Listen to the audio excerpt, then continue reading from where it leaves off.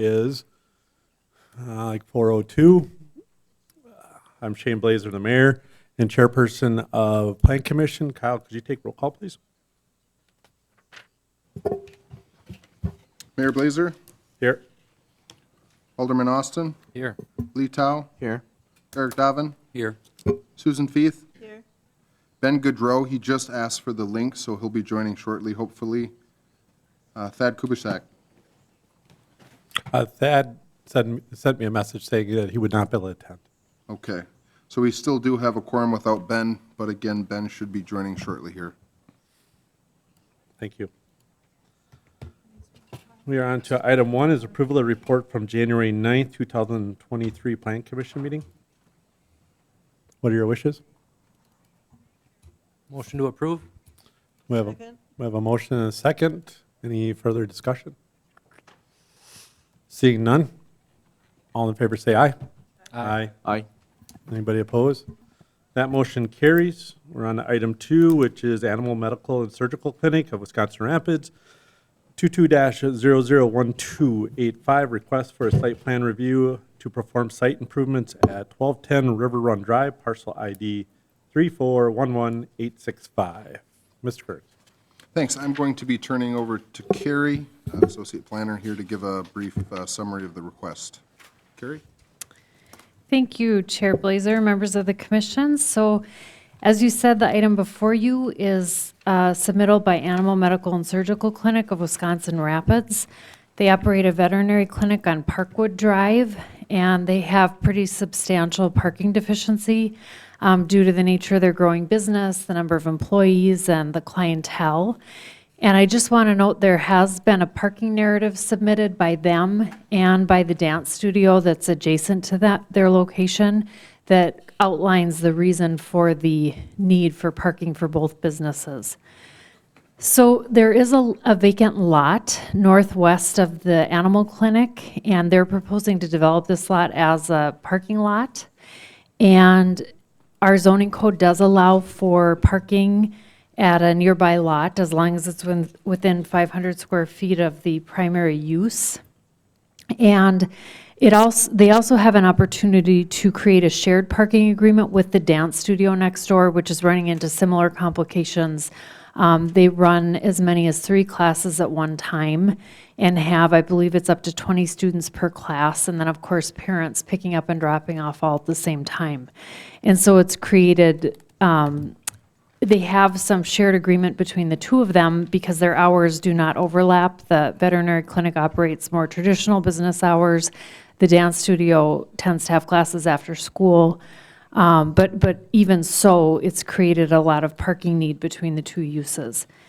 So they are proposing to develop the lot, and it would have an additional parking of, I believe it's 49 parking spaces. This does exceed our zoning code requires special exception if it's over 15% of the minimum required parking, which this would be pretty far over that, which is part of the reason they provided the parking narrative.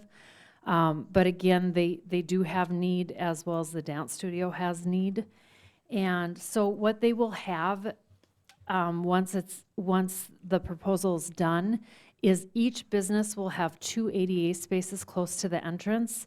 They will have the parking as is at their respective locations, and then they will have the additional parking. So what will be needed as part of the request is they will create a shared parking agreement, and we will require a copy of that, which they've already submitted. In addition, there is an easement required on the neighboring Rapid School of Performing Arts lot, which will create pedestrian access from that separate lot to both locations. There's a pathway that will connect it, and then it branches off, and people can easily access both locations from that walkway.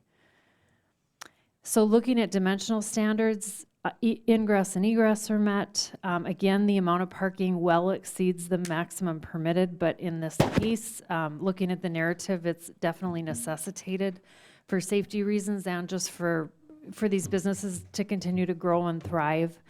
The proposed landscaping is met. There are some requirements that are needed to be adjusted to lighting. Lighting at the commercial lot to the east, directly east of the proposed parking lot, is higher than the accepted standard. So that would have to be reduced somewhat to meet our lighting requirements. So staff is requiring approval with the following conditions. I just want to note there's one condition that was added, condition 4, requiring that easement. And we have received that, but we still want a condition of approval indicating that. The approved parking agreement, we've also received a copy of. And the other conditions as outlined, we're recommending approval with conditions. And I'll turn it back over to the chair. Thank you. Anybody have any questions?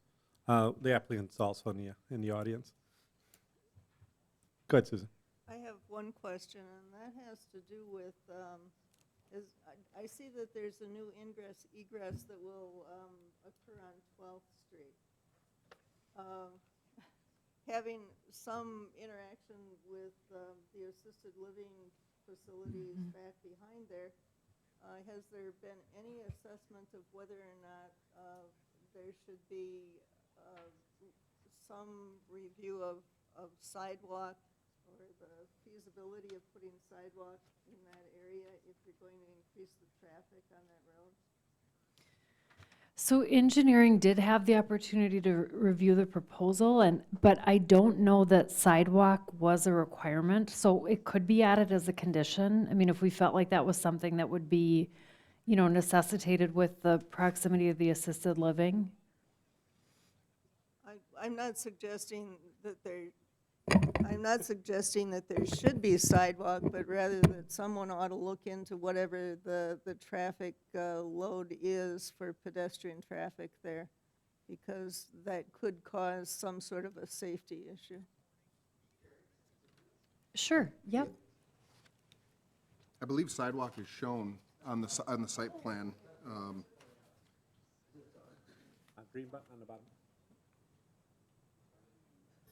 Hi, I'm Larry Koopman with Lampert Lee and Associates, and I prepared the plans. There is existing sidewalk on the north. Don't remember the name of the street offhand, Susan, but 12th is on the west side, and there isn't sidewalk there now, but it is part of the proposed plan. So, if I hadn't have shown it, engineering would have had me add it, but they have reviewed the plans and approved both access points. Sorry, Larry, I missed it. That's fine, Susan, because I had something else I just wanted to comment on. I know one of the review comments is the light spillage over onto the Dennis property to the east into their parking lot.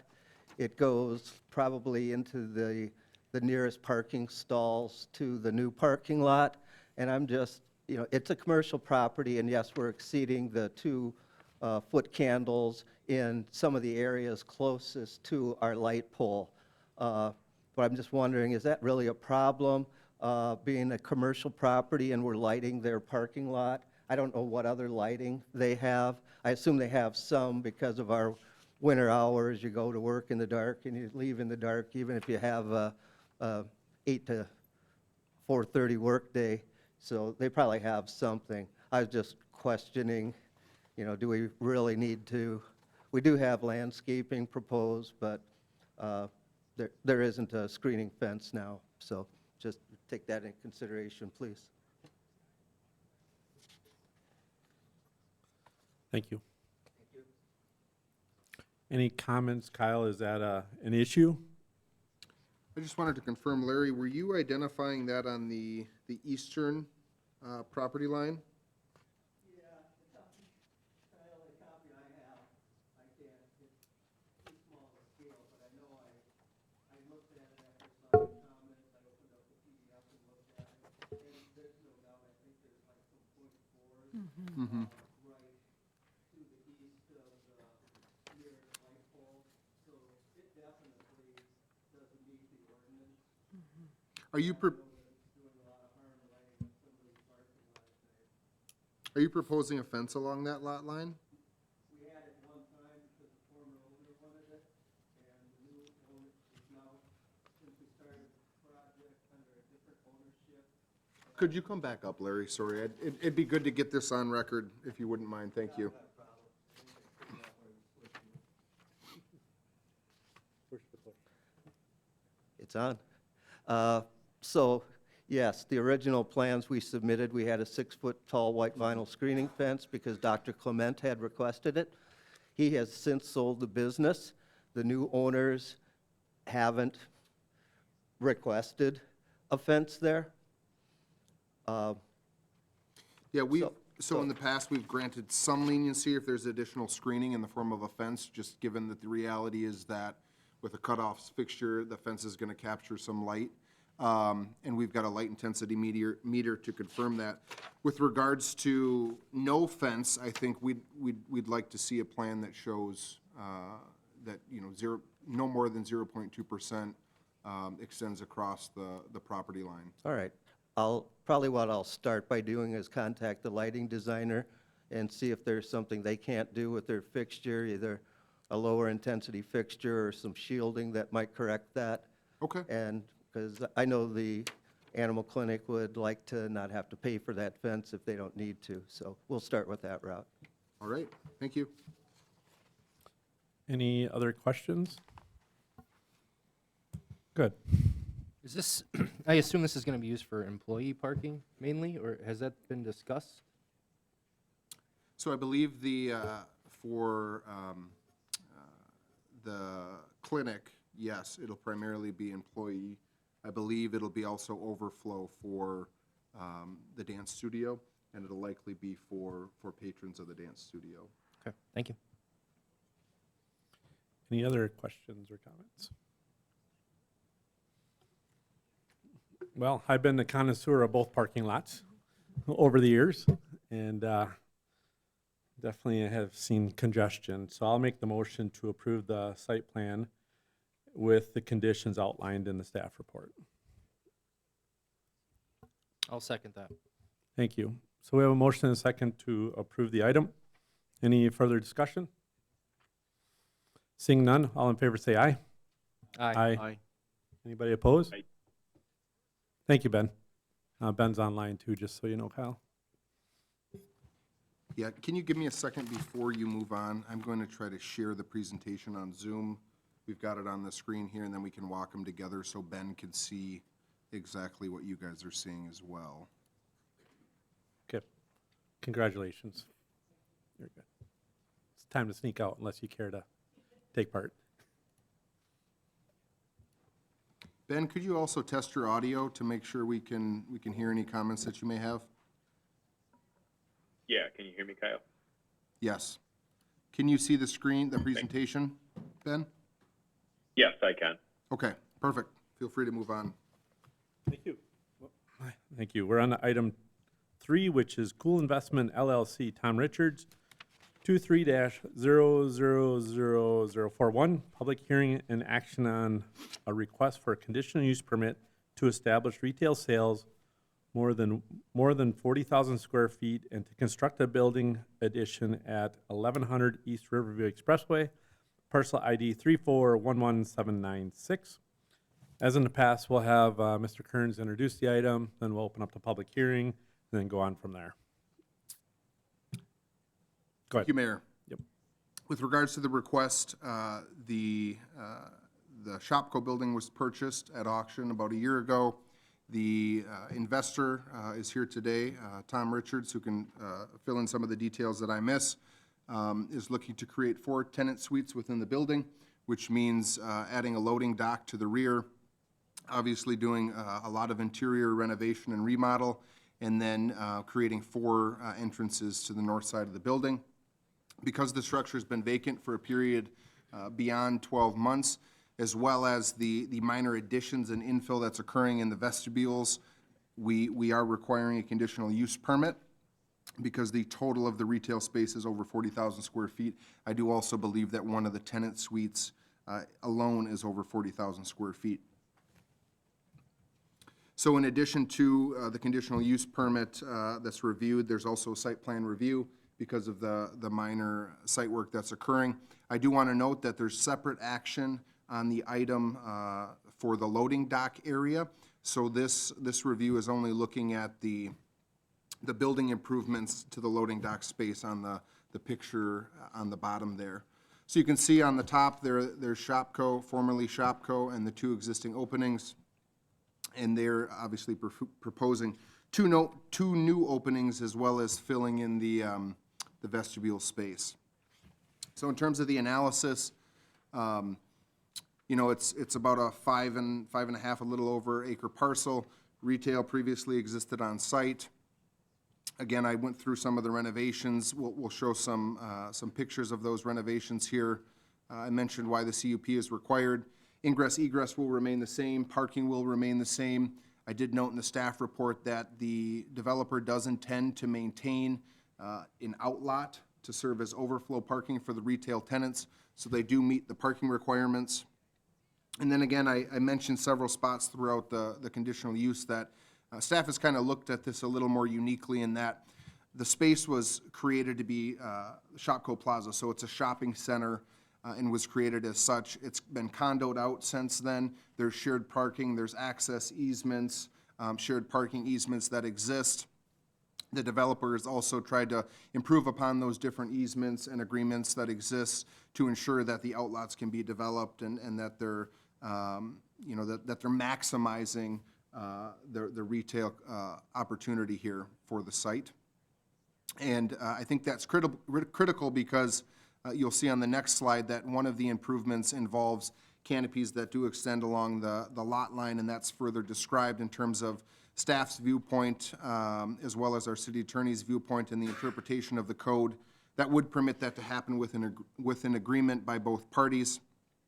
The other note I want to make is that many of the facade materials for these new spaces include EIFS.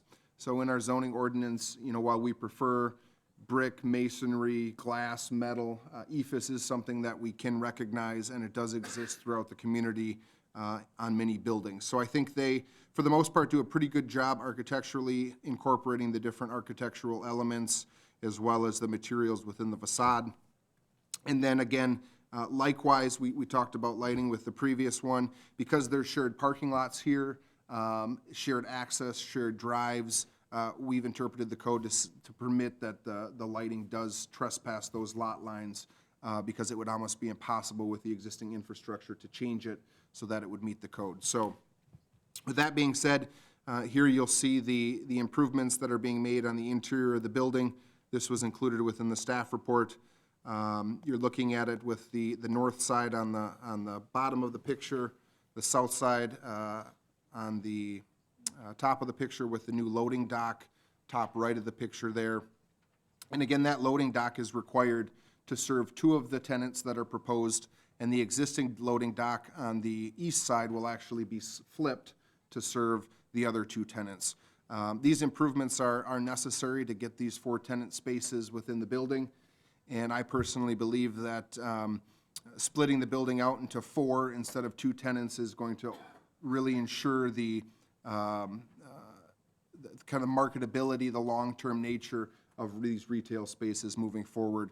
Because they're smaller spaces, they're more attractive to smaller retailers that have really shrunk their footprint over the last few decades. So again, I think that's critical to the success and the long-term nature of the development. Here you'll see the site plan aerial view here. I know it's a little difficult to see. These were, again, included in the staff report. And then here are the architectural renderings for what would be the north side of the development. You can see tenant A, tenant B, tenant C, tenant D from east to west there. And they included kind of the existing neighboring adjacent suites on the separate parcel. Quite the transformation. Again, I think they do a pretty good job splitting up the facade. I'll also note that there are some existing landscape planters that exist between the entrances that they look to maintain moving forward. Here's the architectural rendering of the loading dock space. You can see the canopies that were mentioned previously, the new penetrations in terms of the service doors, the at-grade loading dock and the raised loading dock. From our review standpoint, we're ultimately recommending approval with several conditions. We feel as though this is consistent with the original planning vision for the entire shopping complex. Again, I noted the importance of dividing the space. ensuring the longevity. I think it just fits within the context of the entire plaza. Again, I noted the canopies and the review, which is closely resembling a section within our zoning code that talks about awnings that can protrude into the right-of-way in certain instances that you find in downtown. And again, with several other bullets mentioned in the staff report, we feel as though that it could be recognized as well from a private standpoint. So we recommend approval with these 5 conditions. I won't read through them here, but again, it's in regards to EFS, the canopies, lighting, and then minor modifications by staff. Thank you. Thank you, Kyle. So at 4:23, we can open a public hearing. Does anybody, I'll call 3 times, does anybody wish to speak in favor of the request? Go ahead, Tom. If you could state your name and your address. Am I on? Yes. Perfect. Well, nice to meet everyone. Thanks for having me. I know at this point we've really been a name on paper, kind of behind the scenes, and a little bit about us. 3 partners. We're out of Arizona, and we typically just focus on smaller town retail development. We don't have any employees, so we're extremely hands-on. We purchased, how we came into this project was we purchased the 2 outlots in the Shopco parcel, along with some other ones across the country, and became a little more acquainted with the Wisconsin Rapids market. And you guys have a few really unique things that are pretty cool about that project. Are one, its location on your busiest intersection, on call it Main and Main, which is a really nice opportunity. 2, it's a grocery anchored center, and it's got a big box, a vacant box attached to it. So a lot of the tenants that you would want to attract, that are typically found in Stevens Point or Plover, need a box of that size with suites that are 10 to 40,000 square feet and next to each other. So we were really excited to say, hey, it's in a great location, we've got a grocery anchored center, and then we start getting into who are the retailers that aren't in this market that would want to be here. And we quickly realized a couple things which make this site even more rare are there are some big gaps in retail provider goods and services. So we'd ask a lot of people, where do you shop for clothes, things like that. So we quickly found a tenant list to pursue, and once we did that, we got overwhelmingly good feedback from all these people that wanted to be here, where those dollars are typically spent in like Stevens Point or Plover. So we were able to kind of capture those, and we anticipated doing it in phases. You have 1 tenant, then you have 2, and a 3rd and 4th come.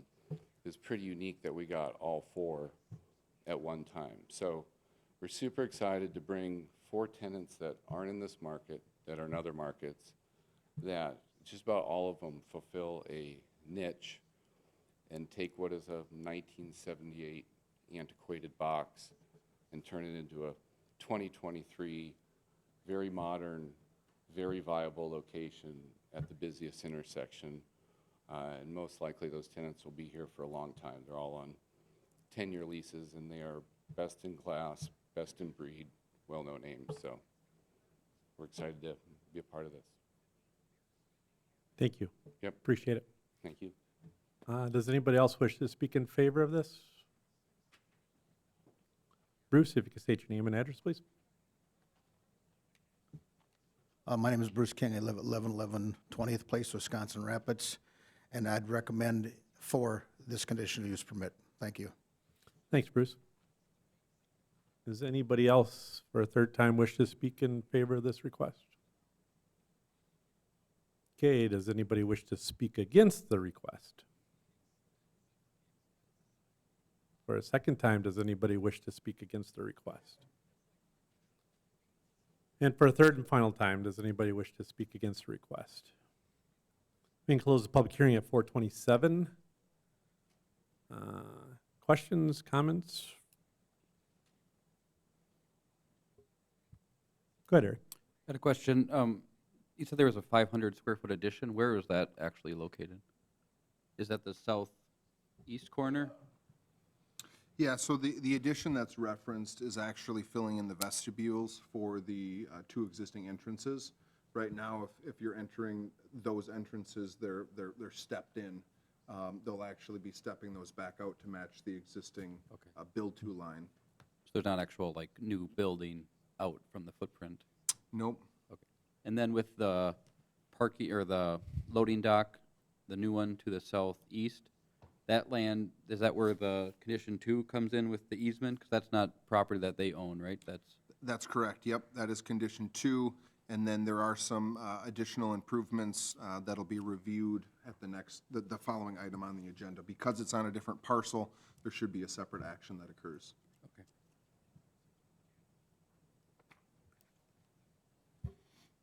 Any other questions or comments? I had one more. Go ahead. Under landscaping, you had noted, no landscaping is required as no major physical site changes. I guess kind of what's that, line of, like if a new business comes into town, they have to do all the points of landscaping and all of that. I guess wondering where it's consistent, or where's that line of when it changes or doesn't? Yeah, typically, we've identified landscaping requirements, for example, when there's a clear addition that's creating additional, or being extended into existing green space. With filling in the vestibule and them being main entrances, we're not going to require them to put planters right where their patrons are walking to the facility.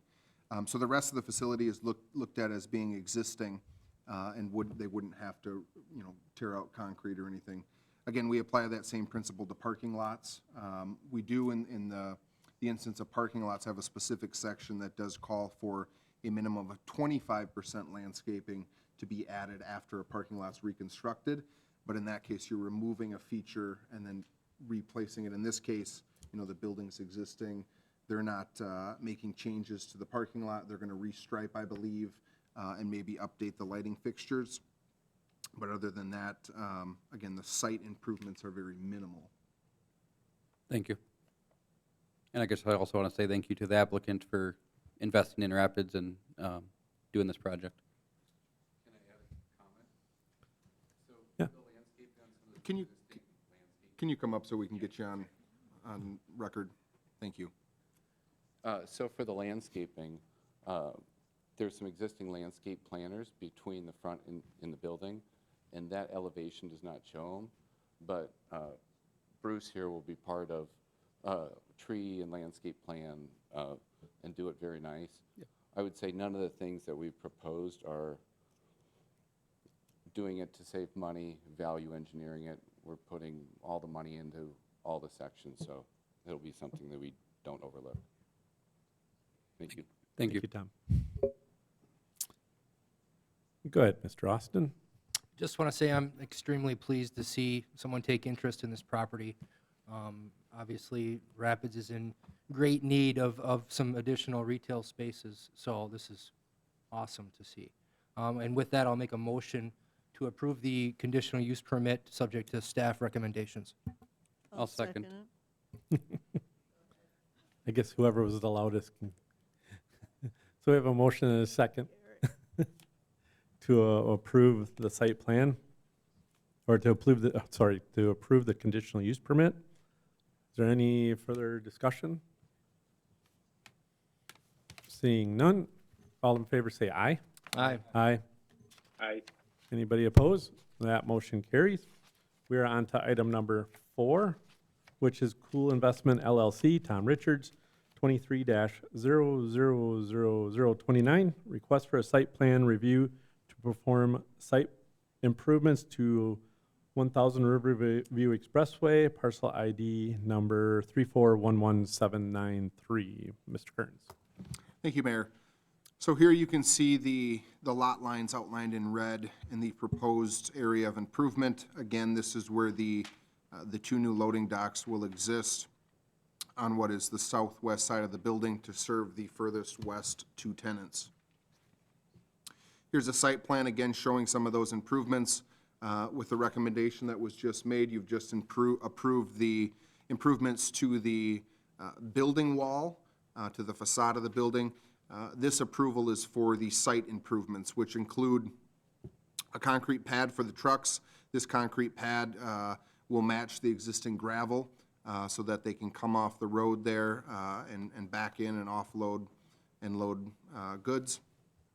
The area is already gravel or crushed granite, so it's already looked at as impervious surface.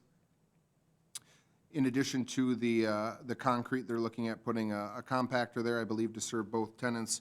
And then they have two refuse storage bins surrounded by bollards. And then a few, or a sidewalk to a service door on the side. There is some existing drainage that does exist to the south as well as to the west of the site that I believe they'll grade appropriately to handle stormwater. In regards to the review, again, this is required because they're hard surface. They're not necessarily looked at as parking, but rather loading, so loading berths are identified separately within the zoning ordinance.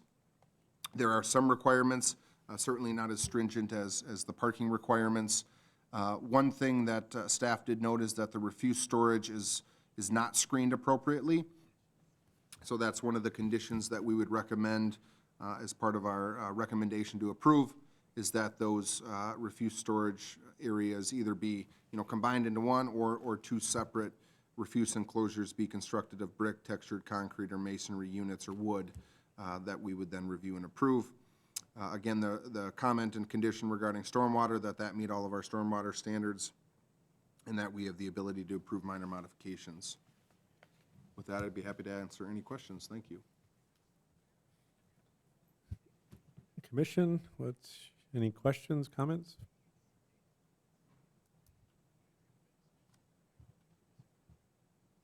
What are your wishes? I'll make a motion to approve Plan 23-29 with staff recommendations as outlined. Second. So we have a motion and a second. Any further discussion? Seeing none, all in favor say aye. Aye. Aye. Aye. Anybody opposed? That motion carries. We're on to item 5, Cool Investment LLC, Tom Richards, 23-40. Request for a sign exception to install additional signage on an off-premise sign at 1335 A Street South, parcel ID 3411785. Mr. Kearns. Thank you. So there's, the next two items on the agenda involve two sign variance requests. Some of the items that I'll summarize with the first request also pertain to the second request in terms of the, the overall design, again, of the shopping center when it was originally constructed, as well as the plans for future development, the ability to improve traffic and access to the site, I think, apply to both requests. However, the primary difference between both requests is that this first request is for a variance on an existing freestanding sign that's within the vision triangle. The second request, as we'll get to, is for a new sign, off-premise sign on an adjacent outlot parcel. So our code does not permit off-premise signs or billboards within the community. While we have several existing in the community, they're considered grandfathered non-conforming signs, and they're allowed to be maintained. You can swap out the text or the face of the cabinets, but you cannot technically expand those signs. The second is that you can't, right, you can't advertise an off-premise tenant. In this case, with regards to, well, so here's what's proposed. On the top of the sign, you'll see where it says Tenant 1 and Tenant 2. I believe that historically said Shopko Plaza, I believe. Or, yeah, Shopko Plaza Shops. So in a way, it was already advertising the retail location in the big box of Shopko. However, with the new tenants that are ultimately will exist within the building, they'd be looking for separate space. And they're looked at as a separate off-premise sign requirement. We analyze why I think it's appropriate to approve, and we would recommend approving the off-premise nature of the sign variance. I think where staff has some concerns is the expansion of a non-conforming sign.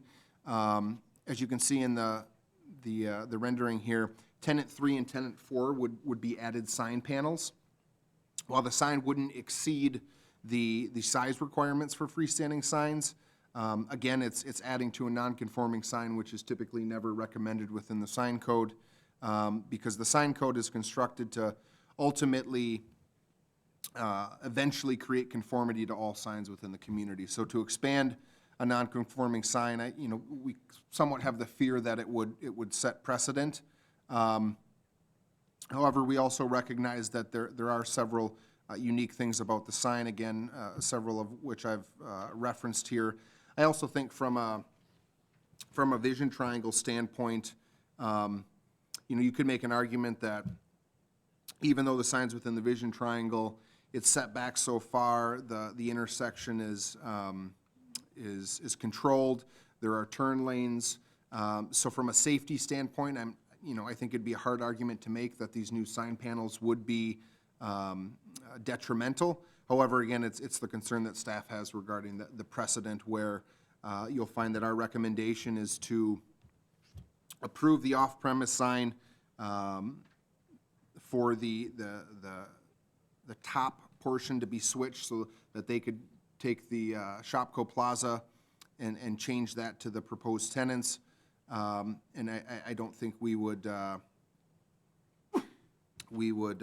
recommend the new cabinets to be added.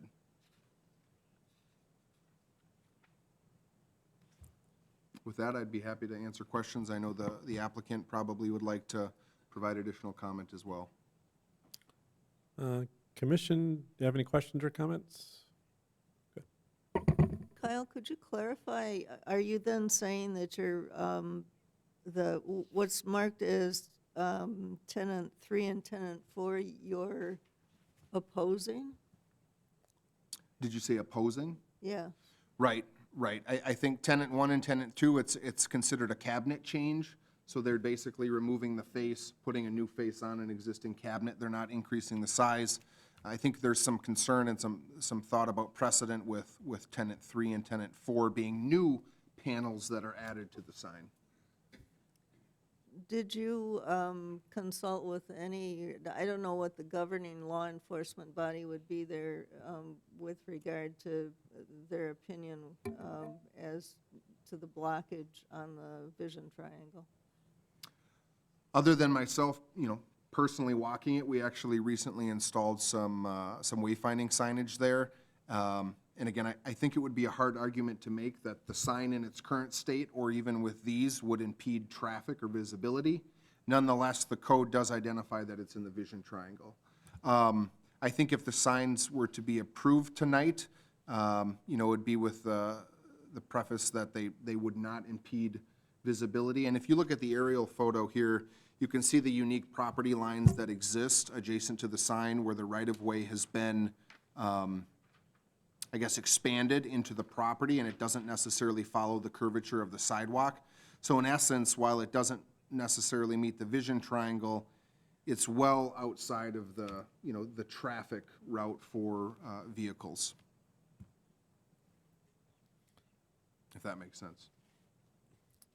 Yeah, I guess for myself, the vision triangle, the sign's not blocking anything because it's a right turn only there. So to me, I personally don't have an issue by adding the additional cabinets. And I think also for, advertising the businesses that are located quite a ways back off the property, I think that's important for those businesses to have that signage. And so I fully support, adding a tenant 3 and 4 sign space myself for that reason, to help those businesses be advertised. I have a question maybe for the applicant. Is there the sign at Pick and Save, I think the main entrance off of A Street, does that say Shopko now? I'm not sure, is there any signs going to that one? On 8th Street, Pick and Save has a sign that's going to be maintained with no change. Okay, I couldn't remember if Shopko was on that sign. Maybe they changed it to Pick and Save after. They are on the very top, and we're looking at kind of remodeling that cabinet. It's just a giant oversized, non-conforming sign and splitting it into 4 panels without increasing the overall square footage. And let me see if, clips would be great. Just a little background on kind of the overall thought we have. So for signage, these 3 are existing. This is a proposed one in a following motion. And typically on centers like this, all entrances and property corners have some sort of visibility, whether we know this is retail, this is shopping. Let me,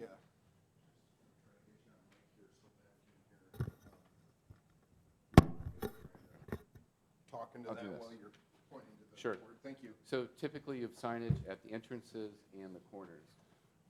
This is obviously your most heavily trafficked intersection. What's a little unique about it is a lot of times it's set up like a square. This one's a little different it's offset, and each lane in all directions has a dedicated sweeping right-hand turn lane. So I drove this several times again yesterday and today, thinking where would this, create possible danger. From a tenant's perspective, of course, they want more signage. They want everyone to know it's there. For the center, it's really good. It just creates traffic, so it's good for everyone there. From a customer point of view, if you're driving up this way, you're going to see this sign early and turn in. From someone coming this way, you aren't going to see this sign, assuming we did not get this signage. You aren't going to see it till you get here. That building blocks a little bit. That might be someone hard on the brakes, right-hand corner to get in. So the notoriety helps here on this sign, helps all the tenants, also helps people going southbound. They can see it and either go straight and take a left or make an early prepared left-hand turn. Or if you're coming from west-east, right at this corner, you know the tenants that are in there. You can either make a safe right or go straight and go in.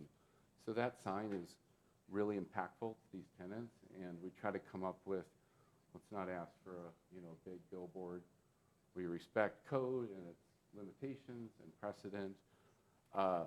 So we try to propose a sign for major tenant that's the same size as, call it the Planned Parenthood that's in that center, just some sort of awareness, and that would go a long way. So any consideration you can give to that would be, I believe, helpful for the tenants, helpful for the project, and it would be great. So we proposed 2 small bottom panels, and then on the top part, we felt the Shopko Plaza shops, since Shopko doesn't have a store anymore in the country, it's impactful to update that, modernize it, and we have an agreement signed with our neighbor. We're going to paint it, we're going to make sure the lights work, we're going to redo the top into 2 pieces, hopefully add those. So not only will we be putting in new panels, but polish it up. Last point was, if you really look into here, the closest entrance in terms of blocking visibility from a safety perspective, this sign is about 375 feet away from the closest entrance. This sign's about 625 feet away from that one. And it really looks through into the back loading of a commercial building, really no storefronts. So we don't have driveways, so we were hoping it was an ask that we'd be grateful for, and kind of a unprecedented, unique project. So. Thank you. Susan? Yes, maybe also for the owner, if you want to stay there for just a second. If we take a look at page 84 on our, in our packets, which is the blank of the sign showing your new 2 bottom proposed new panels, all of the other tenants above that are occupying half of a panel. Is it possible that we could come to some compromise so that you could raise the portion that says tenant 3 right now, the proposed new box, and eliminate tenant 4 box below it so that there would be more vision through there? Okay, that's a good thought that I had not thought of. As food for thought, if we're creating the most compressed area, we left an airspace in here and an airspace in here. What if they were moved higher, combined into one, but had a little more depth? If that's a more suitable option, we'd definitely be open to that. We would just be appreciative to have, call it these two anchors somewhere on there, but we could do that. We could slide them up, eliminate airspace. If we give it a little more width, that could be a great compromise.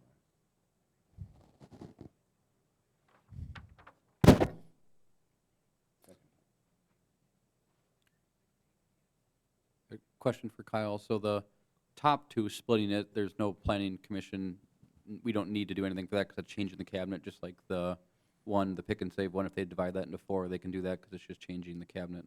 Correct. So the only thing that we really have to discuss is the bottom 3 and 4, where we want them. In the off-premise nature of the signage. Yep. I'm still trying to figure out what's being blocked by those signs, because it's on a corner that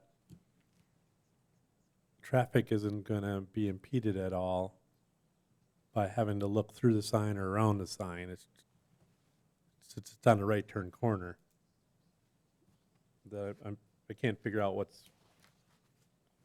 the hindrance of, go ahead, Susan. Okay, well, my reason for suggesting the compromise was not so much to take care of an undetermined blockage of view as it was to address Mr. Kern's concerns that it impacts precedent on future decisions.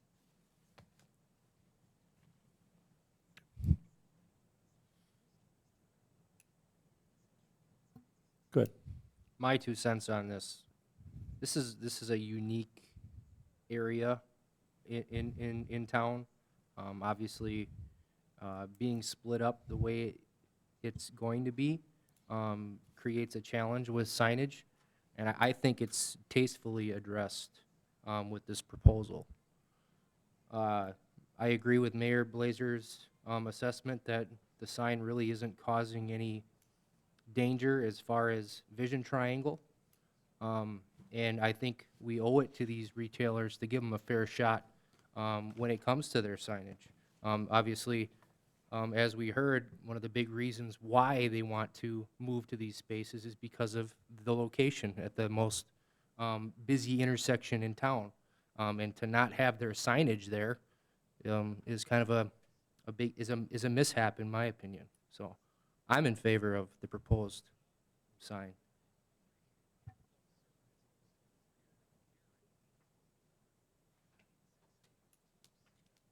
I would echo that, and I don't have any real preference if it's together or where they are proposed. I think adding on the bottom would be okay. I don't really have a preference if it's together or divided or. I would echo that too. Jonesy? Go ahead. Are we prepared for a motion? Sure. I guess the motion then would have to be to recommend the approval absent, which of these conditions do we need to remove? Number 1, no additional tenants shall be added to the sign and no additional freestanding sign shall exist on the property. That's not exactly the one, right? If you are in support of the new sign panels, then yes, condition 1 would need to be removed. Okay. Yep. I would so move. I would second that. So we have a motion and a second to approve the request with condition 1 being removed. Go ahead, Kyle. Can I just ask for clarification that it's approving the sign design that was presented? Yes. Okay, thank you. Any further discussion? I just have a question about number 2. It says the property owner is responsible to abide by all sign code regulations. Is that contradicting what we're doing? Not if there's a variance that's granted, right? I mean, this variance is recorded, well, not recorded, but it's within the property file, and So we're giving the we'll run with the land in, as long as the sign is standing. Okay. I think that exists in the event that they split the space again, they couldn't, the variance would not grant them authority to add a 5th tenant onto the sign. They would have to come back through Plan Commission and go through the same approval process. Any other questions? Seeing none? All in favor say aye. Aye. Aye. Aye. Anybody opposed? Thank you. That motion carried. So we're on to item 6, which is Cool Investment LLC, Tom Richards, 23-39, request for a sign exception to install an off-premise sign in the outlot at the 1140 East Riverview Expressway, parcel ID 3411798. Mr. Kearns. Thank you, Mayor. This is the second sign request. This, unlike the other one, there is no existing sign. This would be a new freestanding sign or monument sign. It's a much lower sign, and it would be on the corner of 12th and the Expressway there, 54. Again, what makes this require a variance is because it's on a separate parcel. So even though it's under the same ownership, this could be developed at some point for another use. And if there's another use, then technically, you know, if there's a sign already on this property, it could be controversial. And then secondly, again, we just don't permit billboards or off-premise signs within our code unless a sign variance is granted. Again, here are the sign renderings. They're noting the location of the nearest sign. From a safety standpoint, I do think it's somewhat warranted that, you know, sign 2, which is the proposed sign for the variance, would get traffic to turn sooner at an intersection that's more appropriate, even though the mid-block driveway does have a turn lane as well. I still think getting vehicles off of the expressway onto 12th and then into the complex would improve safety than them maybe reacting quickly to get over to get to the mid-block driveway there. You'll note that there is not a space for a 5th tenant. So the applicant has indicated that if that outlot does become developed, they would probably restrict the ability of that tenant to have signage on this sign.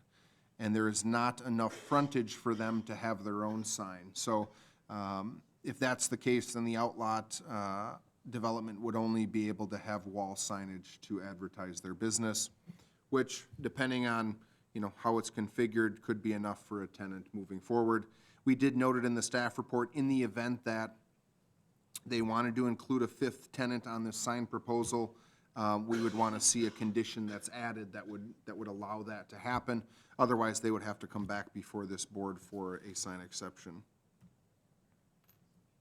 Again, in thinking about the way the overall development was constructed, with these outlots carved out at a later date, you know, originally this was part of the Shopko development with parking, as you can see in the aerial map. We feel as though it is fitting, it does improve safety, and we would recommend approval with the conditions above. And I apologize, these conditions were wrongly placed. Please reference the conditions within the staff report on page 86. Yes, 86, thank you.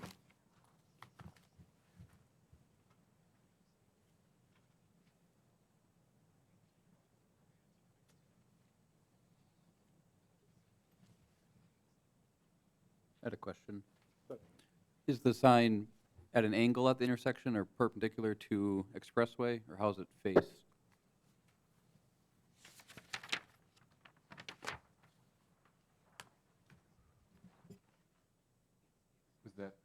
or Kyle? I Either. believe it's at an angle, but I'll let Tom respond. The one thing I do want to mention before I forget is, with regards to, in this case, that other sections of the sign code be met, one of the things here is that we'd want to ensure that it's not in the vision triangle as well. So that would be one thing that we would need to confirm, is that they submit an updated site plan showing the sign location if it's approved tonight. So a little background on our methodology for the sign was, it appeared to be the biggest missed opportunity for signage, being there's existing signs all over, but really nothing over here.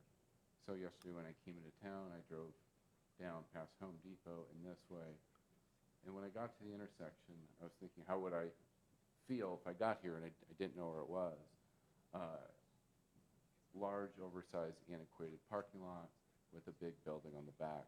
I wouldn't know if that's commercial warehouse, distribution, alternative use, retail. So we felt like it was a great opportunity to put some kind of low impact, lower to the ground, high benefit, just to, one, for these tenants, to let you know that this is retail. We propose it at an angled towards the shopping center. And the one thing that we could do, I looked at our plan, is the base, I believe, has a 2-foot height. We could bring that base down to 1 feet, but still keep the cabinet size the same. And for those 4 tenants, I think it's approximately 75 square feet total. So it's not a very large sign. But what it does is, it lets people know that are driving down this road that there's retail shopping here. Helps awareness. There's some safety component in, I just drew a blank on where I was going with this. Oh, the pads. So technically per code, it's an off-premise sign, but we own all these 3 pads and the building. So there's a written declaration that's been recorded in 1978. Property owner has to approve all signage. So one, that signage would come to us first, and we are going to restrict those for pad users to have additional monument signs. We don't want any additional monument signs.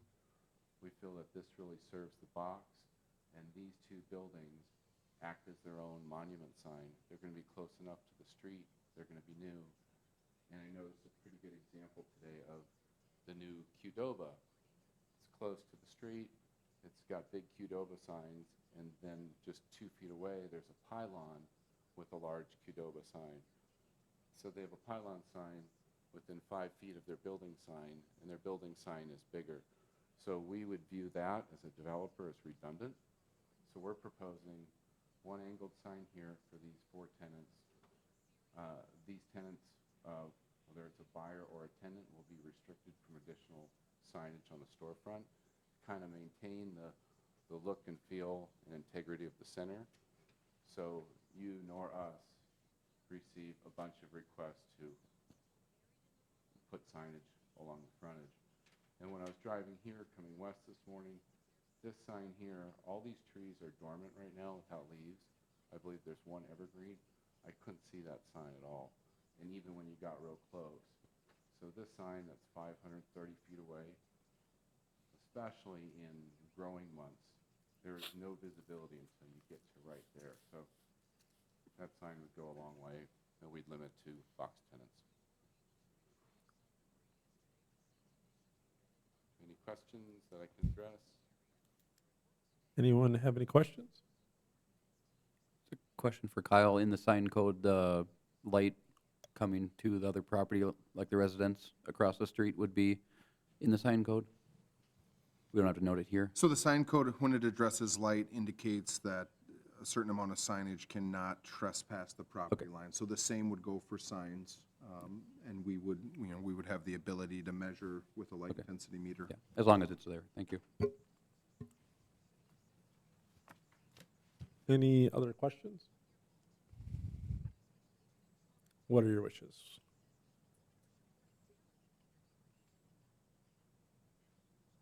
I think it's a good use. I'll make a motion to approve And I don't know if this is 39 or 40. This is 39. 39, so approve Plan 23-39 with staff recommendations as listed. And I'll second. Thank you. We have a motion and a second to approve the request with staff recommendations. Any further discussion? Seeing none, all in favor say aye. Aye. Aye. Aye. Anybody opposed? That motion also carries. We're on to items 7 and 8, Emmanuel Lutheran Church and School, and they have withdrawn their request at this time. Correct, Kyle? Yeah, I apologize for anybody in the crowd who's been waiting for the Emmanuel Lutheran Church items, but they last week withdrew the request, citing that they were waiting for more approvals from their congregation, and the request will likely come forward in the near future. Thank you. So that moves us on to item 9, which is City of Wisconsin Rapids 23-22, request to annex city-owned territory, including right-of-way totaling 3.975 acres in size for the town of Grand Rapids, located at 2420 Saratoga Street, 2440 Saratoga Street, and 2540 Saratoga Street, and 2620 Saratoga Street. Town parcel ID numbers 0700279, 0700279B, and 0700279A, and 0700278, and to temporarily zone the parcels mixed-use commercial district B5. Mr. Kearns. Thanks. I'll turn this over to Carrie as well, who's prepared to present. Thank you.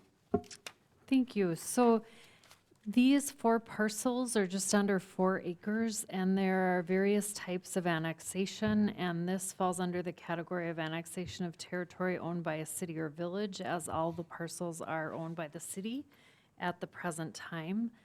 And the future use of this area is to serve as a dog park, and we will look more at a subsequent plan commission meeting at the site plan for this, but this just kind of provides a sense of how these parcels would likely be utilized.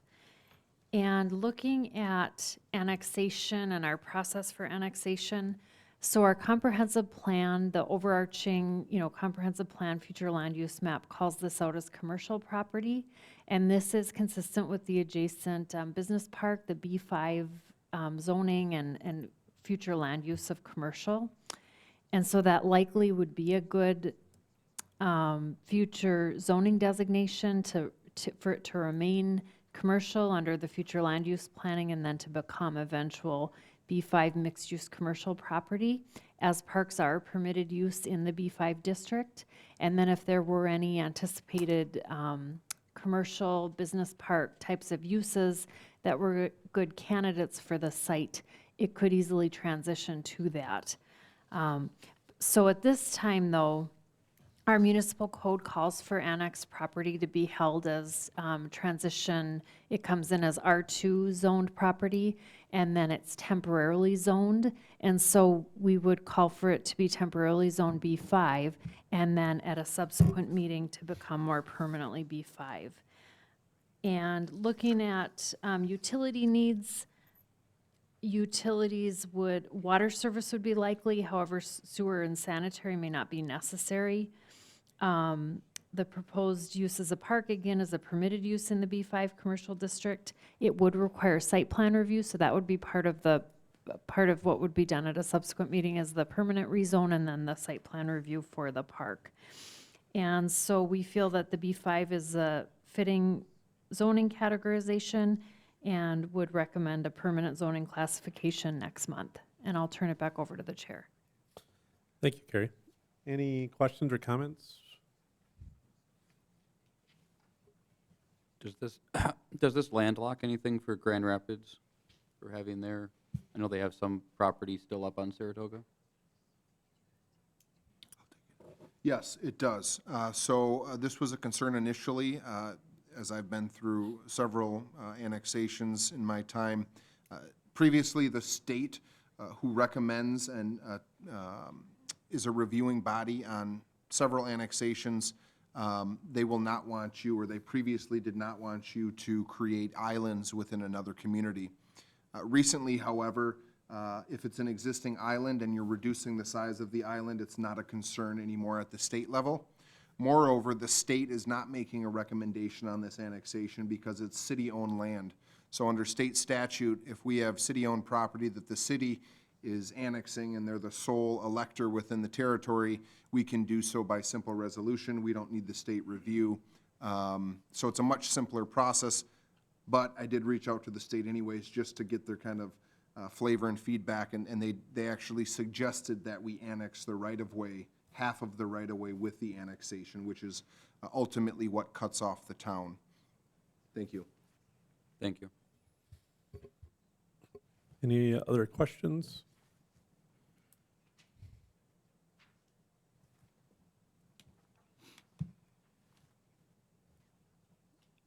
Seeing none, what are your wishes? I guess I'll make it simple. I'll make a motion to annex those parcels and bring them in with a temporary zoning of B5.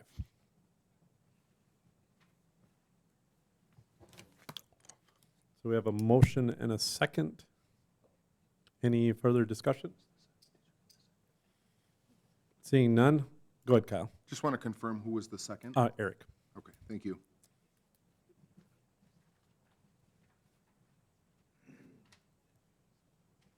Okay, all those in favor say aye. Aye. Aye. Aye. Anybody opposed? That motion carries. We're on to item 10. Motion to adjourn? We have a motion by Lee. Second by Eric. All in favor say aye. Aye. Aye. Aye. Anybody opposed? That motion carries. Thank you, everyone. Thanks, Ben.